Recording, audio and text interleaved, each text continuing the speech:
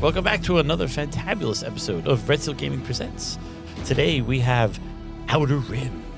Dun, dun, dun. Rim it up. As always, I am Dan, the Primarch of Red Seal Gaming here in Mattawa, New Jersey. As always, by my side is my buddy Sal, Do it. my buddy Christopher. Oh, nah, he took my line. He took your line. Don't do it. Don't do it. And returning to us again is K-Toff, our community Hola. lead for Shadowpoint, What's up? X-Wing, and pretty much all things Star Wars at this point. Pretty much. Pretty much. I should have I did guess that. I'm the Star Wars guy now. I should have did the was Star Wars guy. that's my Do outro. the chopper. That's my outro. Do the outro. Right. Today we are Gary Din is in the house. Yeah, let's go. today we are promoting one of our favorite board games currently in the store and just in our general play space is Outer Rim. Chris, why don't you give us a little breakdown on how it operates? Cool. So Outer Rim was a game published by Fantasy Flight Games. It's still in stock. You can still buy it. So for anybody that has Waterdeep problems, you can get this one if you're interested in it. It was made, I don't know, 2009, 2010. I didn't actually look up the date, but it's a worker. It's not a worker placement. It is a pick up and deliver game. So what you're doing is you are going around the Outer Rim, which, as you look in the video, is going to be kind of a semicircular board shape, and you're picking up jobs, you're picking up items, you're picking up cargo. You might be doing some bounty hunting. And you are playing the story in between the movies, where you are playing the titular characters, you are playing all of the people that you know and love from the comics, the books, and the movies, and you are completing things in their vein. Boba Fett is going to be doing bounty hunting, Dr. Aphra is going to be doing jobs, Lando is going to be delivering cargo, and you're just looking to be the most famous person in the Outer Rim. Famous. And Dr. Afra's going to be doing all those cheaty things that makes her win. We'll all get the to time. that. We'll get to that. her. Don't you worry Jeez. about that. I love you, Dr. Dr. Aphra. Don't listen to what they have to say. All right. We did do a playthrough of this game. We should probably discuss what we like about it first, and then we'll probably go into how our actually playthrough went. So, Sal, you want to start with Sure. what you like about about Outer Rim? I love Outer Rim. Oh. Outer Rim's one of those games for me where you get to play, and there's not a whole lot of interaction where people can stop you from doing a job. There are ways to attack other players and slow them down, but for the most part, if you're a character and you're doing your character's job and you do gain fame, your wheelhouse, you're moving forward, and you got to do what you do. It's one of those games where you can walk away, come back later, and say, hey, what did everybody do? It has that casual aspect to it, but I also like the fact that it's very much a scum and villainy centered game where a lot of your characters are all the nefarious, people in the Outer Rim doing their jobs. I think there's a wide range of characters enough to have all the different play styles that you might want in the game. And I think, it took forever to get an expansion. So like this core game and then the time in between this and the expansion due to pandemic and just FFG at the time just took a long time. So that's the only gripe I have with that game. I want more of it, but More.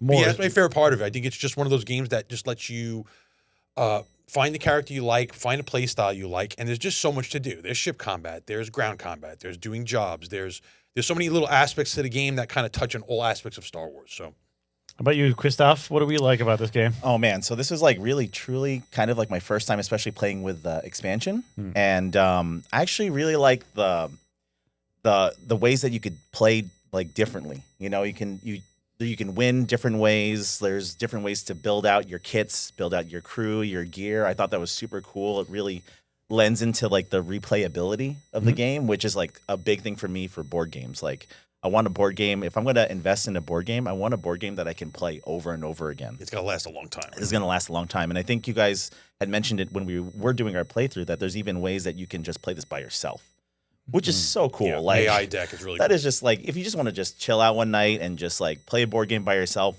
put on a movie, put on a Star Wars movie, this is it, right? Yeah. The narrative is there. Like there's a lot of like cool, like little blurbs with like the cards that you guys are reading out. Like it's so immersive too. So really great stuff. Christopher, got a favorite? I like the fact that it kind of plays the line between the stories that you know. So you're not retelling A New Hope, you're not retelling Return of the Jedi, but you are kind of fleshing out what happened in between them. What could Aphra have been doing during A New Hope? What was Han Solo doing before he meets up with Chewbacca?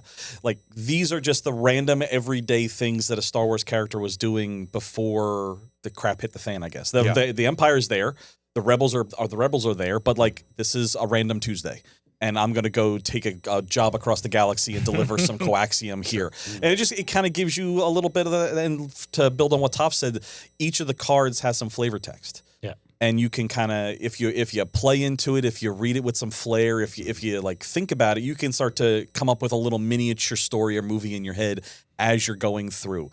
And I know a lot of the role-playing books from Fantasy Flight or now Edge Studios, they actually use a lot of the books from them, a lot of the stories from them, and they are jobs in here. So like the Heart of the Empire is a job in one of the supplemental books that you could get. So it's kind of cool. So if you played the role-playing game and then you play this, you're seeing them kind of come together. Like I'm completing the same job we did on the RPG table.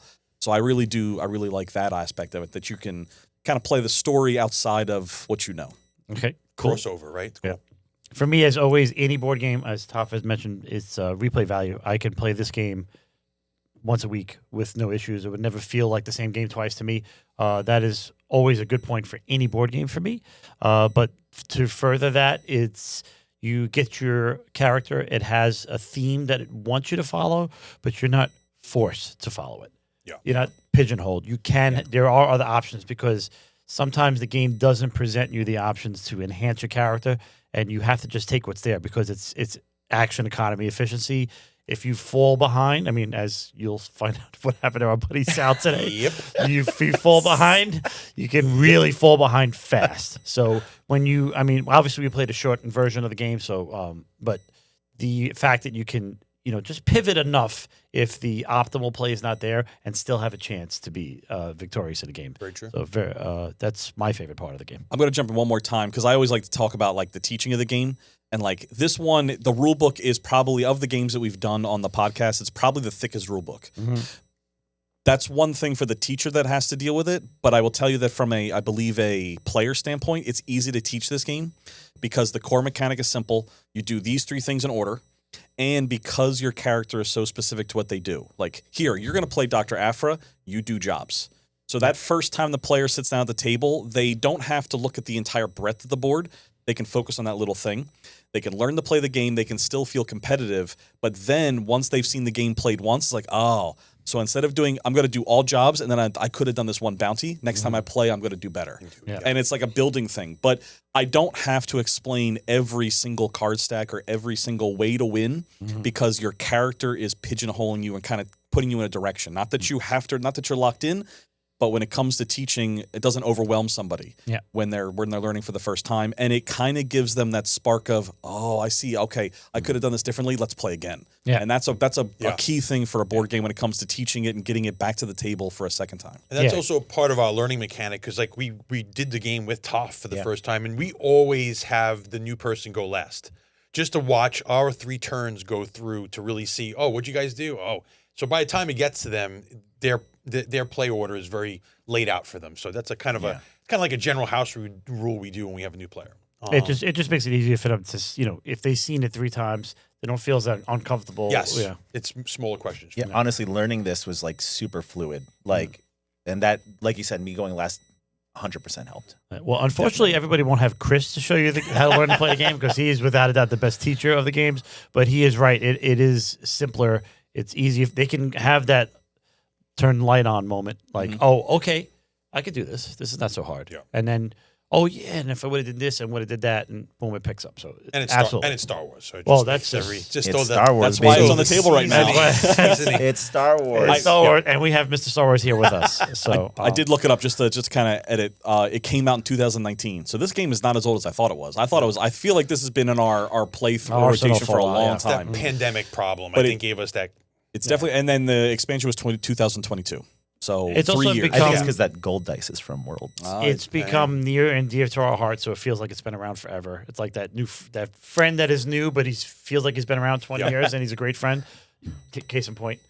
I met him yesterday. Who is he just walked in the door. It was some guy on the street. Hey, you want to know how to play out of rim? We need a test subject. We just broke him out of Kessel. Let's go.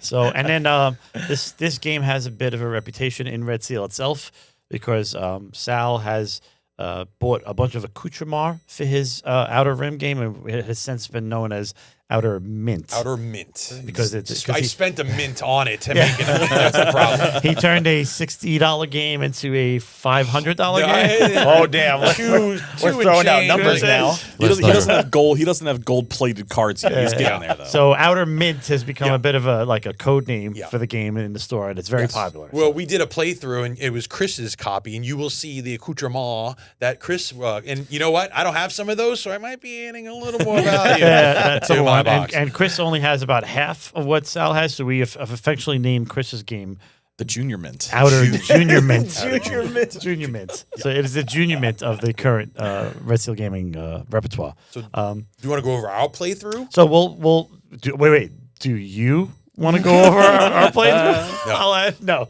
All right. Should we cut to the chase and just say who won and why he won?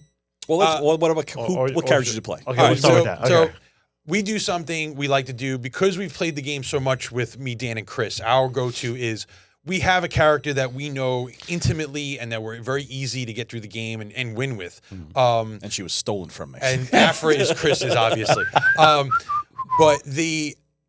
So what we do is we like to randomize. So like we usually do sometimes 2, sometimes 3 random characters, and you get to pick 1 out of 3. It's just a house rule we've done. It makes it a little more random. Sometimes you get stuck with 3, real lemons, and that you're not used to playing that's outside your wheelhouse. So we found that for us, that works to, make it a little more challenging at times. But because Toff was the first time, we let him pick. So I went through my repertoire, and I decided with Bosk. Bosk is a lot of attack power. He wants to do bounties, which I got to do 0 of during this game. And and he has a healing mechanic where he could heal 2 damage off himself and his ship in the action phase, which I didn't heal any of because I had no damage and I fought no ships. So yes. So it's Toff. Sal literally flipped half the board's contact tokens and didn't find a single one that he could fight or indoor bounty. It was without a doubt the worst luck I have ever seen. I've never had 0 fame the whole game. And we played a truncated. We only went to, normally a game goes to 10 fame. We truncated to 6 to kind of, simulate it. And I got 0. So, that's the first time. So it's good. But Toff, who'd you have, Toff? I picked Jin Urso. And she has an ability where you can, if you do roll like a focus result on the dice, you can turn it into a crit. So like it's for like either what is it, like job rolls? Yeah, the skill tests. Skill tests. Yep. That's what it is. Skill tests or even combat. So like she can actually to me, I felt like I could do whatever I wanted to do. Like I could go out and kill stuff, or I could go out and just keep doing jobs. Yeah. So she kind of felt like a nice middle ground, if I'm reading that correctly. Yeah. Blanks are your worst enemy, right? Because blanks are my worst enemy. No focus. I just have to roll to roll paint. What were some of the strongest things in X-Wing? Being able to modify and re-roll dice, right? Yeah, and that's exactly. what Jin That's does. exactly She's able what to she modify and re-roll dice in a board game. So. Yeah. Which these are the same dice as X-Wing, just in case you didn't know, but let's not go there. And I think I ended up going like the job route. I was just trying to do jobs. And like I got the carrier dude, the ship that got like the crew thing. Tons so of crew. Just doing More that. keywords, they're all important. Yeah. All right. So I was fortunate enough in my Ford to get dealt Dr. Afra. Yeah, one of the things that Sal didn't mention is that a lot of times we usually isolate characters. You can't play this character, and Dr. Afra's usually on that list because she's really good. She is really good, and as Toff was saying, he was playing the job route. Dr. Afra is even better at the job route. She's the queen of jobs. She's the queen of jobs. Most characters have 2 or 3 skills on their profile, which she does have 3. But Dr. Afra's ability is whenever you go to make a test, when you're completing a job or a mission, she gets to pick a job. Even though she doesn't have the skill, she gets to be able to pick the skill. So technically, she always has 3 + 1 skills. And it's, of course, because she has 3 pretty good skills, it's always the one skill that you seem to be missing. She seems to have it. Yep. And then, God forbid, you get her a couple crew, because crew, if they have skills, will add to your skills available. And then, boom, she's just like double down. Off to the races. Yeah. Broken. And then when you go to take a test, if you don't have the skill, obviously you need the crit or maybe some other help. If you have the skill, you just need to get the hit or the crit. And if you double down on the skill, you get basically any paint on the dice. Yeah. Right. So adding her can just, and it just says add a skill. It doesn't say that you can't repeat. So if you wanted to double down to get the paint, you could pick this. You could pick a skill you already have to double down, and then it just makes her even easier. I'm going to defend Dr. Afra and tell you that there's still randomness. You're still rolling dice. Yes. So she is the queen of jobs, and the jobs make you roll the most dice in the game. So there is some RNG dice rolling there. She just doesn't have to pivot. Like, she could just stay on the job track where some of the characters are like, oh, man, I got no bounties. Let me start delivering cargo because I got no other my luck's running out. So, like, she doesn't have to pivot, but in my experience, she needs to be interfered with. Yeah. Someone's got to just throw a little bit of a wrench in her works once in a while. Otherwise, she'll just sail through. The other good thing about jobs is they cost 0. A lot of times you get jobs for free just by showing up and doing a market action, so that's a good one. Yeah. What was I took Hondo because I like those secondary, tertiary characters, and I've delivered a lot of coaxium for Hondo and Naka in Walt Disney World, so he deserved to give me a win. So it's another of Chris's favorite characters. I love Hondo. He's great. I love those kind of like on the fringe, like I'm a bad guy, I'm a good guy. You don't know what I'm going to be today. So he was the one that I liked, and his basic thing was he wanted to do jobs too. Or he also wanted to deliver cargo, and he would give you extra cash when you delivered them or when you completed the job. So not as good as Afra, I don't think, because I had to look for crew to make myself better at jobs first, which Afra doesn't really have to do. But he's one of my favorite characters, so why not play Hondo when you can? Yeah. Well, there you go. So as at the end of our playthrough, being I had the most powerful character, and we were playing a shortened game. As a matter of fact, I think we were looking at the time, and Chris is like, all right, we were thinking about playing to 8, and then with time constraints, Chris is like, all right, let's make it 6. And I'm like, okay, good. I'm okay with that. He had like 4 already. Because I already had 5. Very next turn, he hit 6. He said, let's make 6. It's my turn. And boom, I was like, oh, cool. I can make 6 right now if I win this roll. And I of course, I won the roll. Often, I mean, that wasn't an Afra roll. That was a combat roll. It was an event card. So there's a lot of event cards that you could do that can give you random fame and stuff. So it's a way to, you just never know sometimes what card you're going to get. And I actually beat Toff in the die roll, with X-Wing dice. That's the scary part. Which the X-Wing players will know that doesn't happen often. Anyone knows Toff's dice, but it's because it was my X-Wing dice and not his. If it was his dice, then it would have been. Because I still rolled crits though. He just rolled more than I. You know why you rolled crits? Because we failed to frisk you when you walked in. You filthy cheater. That's funny. So, let's not go there. Well, that's how the playthrough went. We could talk about we got the base box. So let's talk about like the contents here because it is so the base box this is one of those games where I think it is really good to get the expansion, whereas the expansion will usually just kind of add to a game and maybe give you some more missions, some new characters. Sometimes make it too clunky. And it can even it can bog it down sometimes, or maybe make something OP. This actually does the opposite. This expansion without a doubt makes the base game better. So to give you some context about the development of this, they developed it not knowing they were ever going to expand it because it was their first Star Wars board game in quite some time since like the Imperial Assault Rebellion era. Yeah. And they were like, we're going to make the base one and we're not even putting a team to develop the expansion yet. They wanted to see how it sold. It sold really well. People liked it. And that's why it took 3 years to get the expansion out. Yeah. So when they made the game, they had no intentions of expansions. And when they got to making it, they got to listen to the feedback, like, this is what we don't like about it. And one of the things that we always talked about was that Outer Rim is a horseshoe. And if you're on one side of the horseshoe, if you're on Ord Mantell, or if you're over there on Canatonica, you had to go all the way around the horseshoe to get to, like, the Ring of Kafrene or to get to Takadana. And if you had jobs or something like that, you'd literally be going back and forth the entire time, wasting time doing nothing other than flying your 5 or 6 or 7 move. Yeah. Plus the added mechanics of the patrols getting in your way, and you got to go through the whole way. Maybe somebody chasing you down because you have a crew member that they're after. Slower. It just really slows the game down. In the expansion, all they literally did was they changed the 2 ends of the horseshoe so that you could now complete the circle. They didn't make it so overpowered that you could continue moving. You usually had to stop at the other end, but at the same time, it gave you another path to the other side of the board. It sped the game up. It gave you ways to avoid patrols. It gave you ways to evade other players.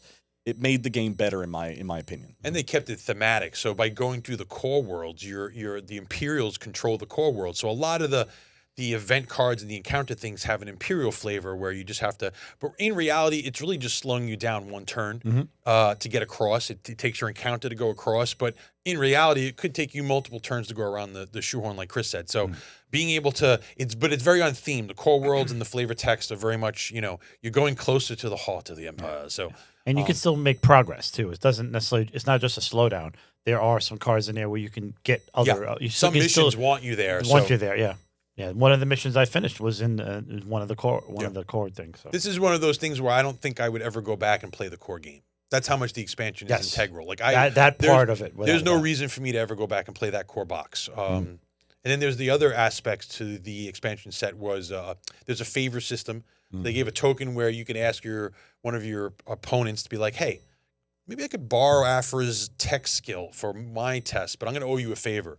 And there's a way to call in those favors. And there's other things you could ask for. So that's how deep it can get. We've yet to use the favor system. And then there's alternate win conditions where you could add a bunch of win conditions on top of a fame total and add them into the game. So there is more replayability, which we've never even gotten. It'll either lengthen the game or shorten the game, depending on which way you go. But yeah, I mean, I kind of feel like the X Pack is. We want another one. Yeah, but A, I think it's a must buy. B, we would love another one. Yeah. They made they put more characters in. I think Jin was actually an expansion character. Hondo was an expansion character that weren't in the original box. And they gave you ways to hunt other player characters. So like Boba Fett is a playable character. If nobody at the table is playing Boba Fett, they put a Boba Fett shit in there that you could now go after and hunt during the game. That was something they added. There've been a lot of Star Wars properties that have come out. Let's see some Mandalorian stuff. Yeah. Let's see some Andor stuff. Let's get Cassian. We got Jin. Let's get Cassian. Yeah. Just the characters and the ships. The characters, the ships, and a couple jobs. It's not that hard to add to this game, I believe. You're not adding to the board anymore. The board is as good as it is. Just bring some more jobs, bring some more characters, bring maybe a couple more ships, a couple more items, gear. Maybe some Mando, the giant spear. They got the Mando spear. The disruptor. Who would you want to see, Toff, if they had a new character? Oh, Mando, 100%. Or Din Djarin, for sure. Din Djarin is easy. Yeah. I mean, give me Moff Gideon, all right? Well, I feel like Gideon would be a prime character. I feel like there's those outer rim characters that are on the fringe of society because there really is no like Luke Skywalker. Leia's in as an encounter, but like the real Han is in his smuggler phase. Like Chewie is in his smuggler phase. They're not the rebellion people. It's in that phase. So I mean, like Din Djarin, Grief Karga, Fennec Shan. Like you could even do an old man Boba. I mean, you could do a couple more droids. IG-11 as opposed to IG-88 could have play style. You could do, I mean, Grogu could technically fit in there if you really wanted to. You could use him as a crew, I'm sure. Definitely some. But there's the number deck from 1 to 90, which gives you your starting location, your starting mission. There's gaps in them. There was gaps from the first thing where like, hey, they could add to this, which they did, and there's still numerical gaps that obviously they could fit cards and make it a complete set if they want to. Even within the numbers, sometimes there's multiple versions of the same number, so you could just add a couple of those. Double up. So I mean, it's there. There's our characters for it. There's locations. You could definitely put Mandalore and Navarro as a chit on the. And you could expand it. Yeah, you could just give it one more section. The horseshoe goes a little bit longer. Hell, you want to go a complete circle? We're gonna go a complete circle. That would be crazy. And then leave the midpoints ways you could still hop over. That'd be actually really cool. Yeah. I mean, it's there. I mean, FFG, come on. Yeah.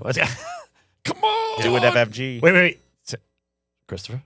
Do it. I gave it back to him because you stole it in the beginning. Okay. Well, anything else to add? Final notes? We love it. Yeah, it's a great game. You should definitely check it out. I think base box, I believe, is $60, and then I believe the expansion is about $30 or $40. I didn't look that one up, but it's for under $100. You're getting a really, really good complete game that really tells a Star Wars story outside of the movies. That I think it's a blast to play. We've played it 12, 20 times and still haven't played everything. We always remark that, there are cards in those decks that we have never read. Yeah. There's literally ship cards, encounter cards. No, they're in planet encounter cards, nav point cards that we have no idea they exist. And the only thing that has ever stopped me from playing the game is if I don't have the time.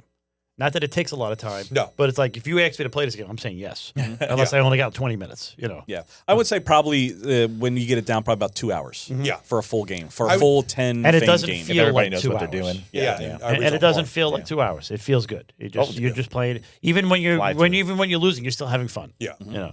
I would say setup and breakdown has a time constraint. There's a little bit of putting the nuance of getting the game. But that's what makes the especially game if you got the mint version. I will say my only thing is just don't go to Etsy and type in at all. Yeah, because your $100 purchase will turn into probably near $300. You can easily get to $400 in a hot second. Yeah, but you'll like it. You'll love it. But you'll love It'll it. look good, which is why we spend all the money on it. So because we love it. There's only certain games that I will invest more money into, and this was one of them. The good news too is if you've been water deeped before by us, it is on the shelf at Red Seal Gaming. I got water deeped. You got the Outer Rim game is there as well as the expansion. They're on and they are in production. So even if we do run out in a week or so, Yeah, they're still in print. they're still in print. We can Evergreen. always we could Evergreen currently. We can always get more. So that's about it. I think thanks for joining us for our little Outer Rim adventure, and we'll see you at the store, gentlemen. Anything to say as we part? Peace out. Get rimmed. I don't even know what to say anymore. He took what I was going to say. So Sorry. no, just kidding. Peace. And I will add, as always, never stop gaming.